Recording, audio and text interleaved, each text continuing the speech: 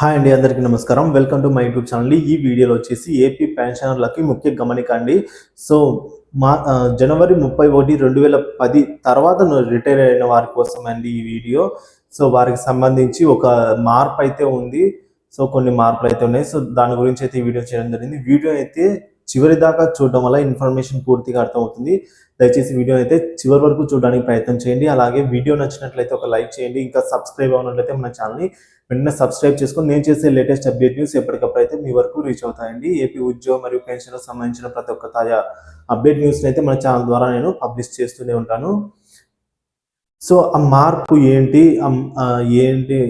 ఎందుకు నష్టపోతాము అనే వివరాలు ఇప్పుడు చూద్దామండి. పెన్షనర్లందరూ కూడా ఎవరైతే 2010 ఫిబ్రవరి 1 నుండి లేదా జనవరి 31 తర్వాత, సో 2010 ఫిబ్రవరి నుంచి ఎవరైతే రిటైర్ అయిన వారందరి కోసం అండి ఈ వీడియో. సో అందరూ దయచేసి అయితే వీడియోని తప్పకుండా చివరి వరకు చూసి అలాగే ఈ వీడియోని తోటి పెన్షనర్లతో అయితే షేర్ చేసుకుంటారని అయితే భావిస్తున్నానండి. సో ఇన్ఫర్మేషన్ అయితే ఇక చూద్దాం. మనందరికీ ఒక విషయం తెలుసు, అదేంటంటే రిటైర్మెంట్ జరిగిన తర్వాత పెన్షన్లో కొంత భాగాన్ని కమ్యూట్ చేయొచ్చండి. అది మనకు తెలిసిందే. సో కమ్యూట్ చేసిన దానికి ఒక మొత్తంగా ఇచ్చి ఆ కమ్యూట్ చేసిన పెన్షన్ బేసిక్ పెన్షన్ నుంచి తగ్గించి 15 సంవత్సరాల తర్వాత అయితే మన పెన్షన్లో కలుపుతారు. అంటే మనం కొంత అమౌంట్ కమ్యూట్ చేసుకునే అవకాశం మనకు తెలిసిందే. సో ఒక 1000 రూపాయలు కానీ మన పెన్షన్లో 2000 కానీ ఎంత అయితే అంత మనం కమ్యూట్ చేసి, సో దాన్ని మనము ఎవ్రీ మంత్ ఆ కమ్యూట్ అమౌంట్ను డిడక్ట్ చేసి, సో 15 సంవత్సరాల తర్వాత ఇంత అమౌంట్ అవుతుంది కదా, సో ఆ అమౌంట్ని బేసిక్లో మళ్ళీ అయితే కలపడం జరుగుతుంది. సో ఇది ఆనవాయితీ. అయితే 2010 పిఆర్సి వచ్చిన తర్వాత ఒక విచిత్రమైన పరిస్థితి ఏర్పడిందని చెప్పుకోవాలి. ఎందుకంటే అప్పుడు ఈ మల్టిప్లయింగ్ ఫ్యాక్టర్ని, అంటే పెన్షన్ కమిటెడ్ వాల్యూని అయితే తగ్గించారండి. ఎప్పటి నుంచి అంటే ఫిబ్రవరి 1, 2010 నుంచి అయితే ఈ పెన్షన్ కమిటెడ్ వాల్యూని అయితే తగ్గించడం జరిగింది.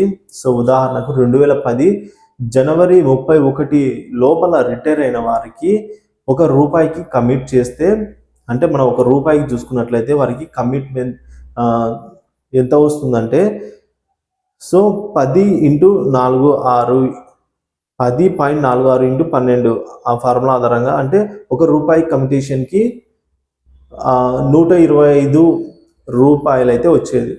అంటే 15 సంవత్సరాల తర్వాత ఈ ₹1ని ప్రతి నెల 15 సంవత్సరాల వరకు మనం కమ్యూట్ చేసుకుంటూ వెళ్ళడం ద్వారా, అంటే ఆ అమౌంట్ మన పెన్షన్లో డిడక్ట్ అవ్వడం ద్వారా మనకి 15 × 12, సో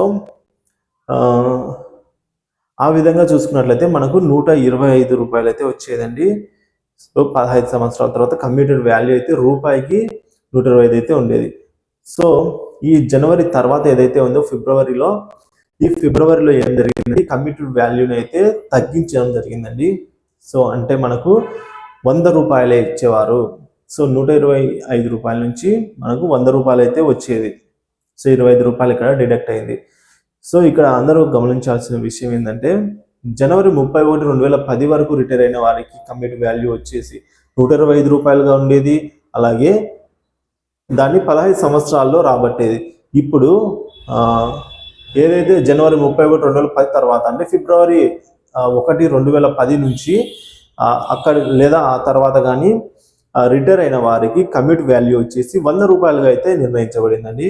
సో ఒక ఉదాహరణకు తీసుకున్నట్లయితే ఒక ఉద్యోగికి జనవరి 31, 2010 లోపల రిటైర్ అయితే వారు ₹1000 కమ్యూట్ చేసినట్లయితే వారికి ₹1,25,000 అయితే వచ్చేదండి. సో మొత్తం అయితే బేసిక్ పెన్షన్లో అయితే కలిపేవారు. కానీ ప్రతి ₹1000 15 సంవత్సరాల వరకు మినహాయించేవారండి మన పెన్షన్లో అయితే. అదే ఫిబ్రవరి 2010లో నుంచి లేదా తర్వాత కానీ రిటైర్ అయిన వారికి ₹1000 కమిట్ చేసినట్లయితే ₹1,00,000 వరకు మాత్రమే చెల్లిస్తారు. సో ఇలా చెల్లించడం అయితే జరిగింది. సో కమిట్ వాల్యూ తగ్గింది కాబట్టి మనం ఇక్కడ రిజిస్టరేషన్ పీరియడ్ అనేది ఏదైతే 15 సంవత్సరాలు ఉందో దాన్ని కూడా తగ్గించాలి. అది అయితే చేయలేదండి, జస్ట్ ఈ వాల్యూని మాత్రమే తగ్గించడం జరిగింది. సో కానీ ఇప్పటికీ కూడా 15 సంవత్సరాల వరకే మినహాయించి ఉన్నారు. కాకపోతే ఏమైందంటే ఈ కమిటెడ్ వాల్యూ అయితే తగ్గిపోయింది. సో అదొకటి గమనించాల్సిన విషయము. సో ఉదాహరణకు 1,25,000 రూపాయలను 15 సంవత్సరాల్లో మనకు 1000 రూపాయల చొప్పున మనం కనుక కమిట్ చేసినట్లయితే ఎవ్రీ మంత్ మనకు 15 సంవత్సరాల్లో 1,25,000 రూపాయలుగా అయితే మన చేతికి వచ్చేది. అదే మనం 1000 రూపాయలు కమిట్ చేసినప్పుడు 1,00,000 రూపాయలు ఎన్ని రోజులకు అంటే ఎన్ని సంవత్సరాలకు 1,00,000 రూపాయలు వస్తుందో అయితే ఇప్పుడు మనం చూద్దామండి. సో మనము 1,25,000ను 15 సంవత్సరాలుగా అనుకుంటే 1,00,000 రూపాయలు 12 సంవత్సరాలుగా అయితే వస్తుంది. అది ఏంటంటే 1,00,000 డివైడెడ్ బై 1,25,000 ఇంటూ 15తో మనం చేసినట్లయితే 12 సంవత్సరాలకు మనకు 1,00,000 రూపాయలు అయితే రావాల్సి ఉంది. కానీ ఇక్కడ వారు ఆ పీరియడ్ని తగ్గించలేదు. సో కాబట్టి 12 సంవత్సరాలకి మనకు మినహాయించిన పెన్షన్ రావాల్సి అయితే ఉంది, పునరుద్ధరించాల్సి అయితే ఉంది. అప్పుడే మనకు న్యాయం జరుగుతుంది.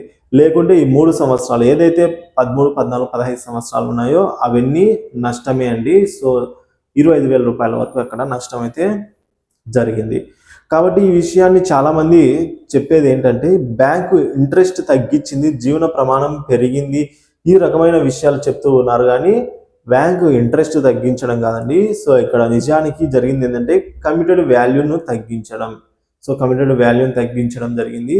ఆ డ్యూరేషన్ పీరియడ్ను అలాగే ఉంచారు తగ్గించకుండా. సో దానికి తగ్గట్టుగా డ్యూరేషన్ కూడా తగ్గించాల్సిన అవసరం అయితే ఉంది కాబట్టి దాన్ని తగ్గించలేదు.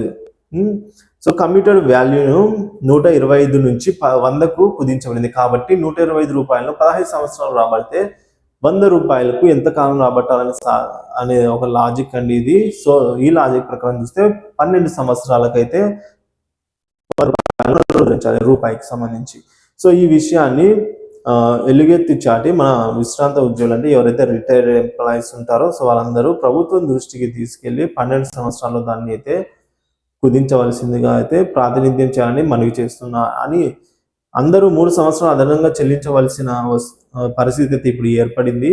సో ఈ విషయాన్ని గమనించి మీరు మీ స్థానిక నేతలతో చర్చించి స్థానిక సంఘాలతో, ఉద్యోగ సంఘాలతో, పెన్షన్ సంఘాలతో చర్చించి వారి దృష్టికి తీసుకుని వచ్చి ఈ సమస్య పరిష్కారానికి ప్రభుత్వం దృష్టికి తీసుకెళ్తానని ఆశిస్తూ మనకు ఒక సగటు విశ్రాంత ఉద్యోగి అయితే ఈ ప్రాబ్లంని కనుగొని ఫైండ్ అవుట్ చేసి సో అదే ఆవేదన అయితే ఈ లేఖ రూపంలో అయితే రాయడం జరిగిందండి. సో అది కూడా మనకు చాలా మందికి ఈ విషయం తెలియదండి. సో కాబట్టి వారి కోసం ఈ వీడియో చేయడం జరిగింది. సో కాబట్టి అందరూ ఈ వీడియో తెలుసుకోవాలనే ఉద్దేశంతో ఈ వీడియో చేయడం జరిగింది. సో దయచేసి ఈ వీడియో అయితే ప్రతి ఒక్క ఎంప్లాయీకి అయితే షేర్ చేస్తారని అయితే ఆశిస్తున్నానండి, ప్రభుత్వ ఎంప్లాయీకి సంబంధించి.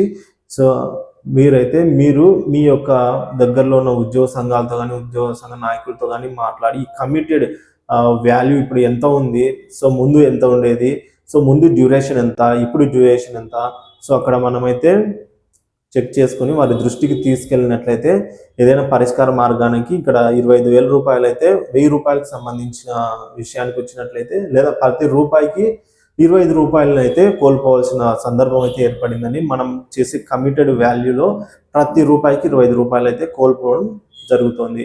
సో ఇదండి ఇవాళ టాపిక్. ఇన్ఫర్మేషన్ నచ్చినట్లయితే వీడియోని లైక్ చేయండి, తోటి పెన్షన్ మిత్రులతో అయితే షేర్ చేసుకోండి. షేర్ చేసుకున్నట్లయితే ఆశిస్తున్నాను. Thank you for watching this video. మరొక వీడియోలో మళ్ళీ కలుద్దాం.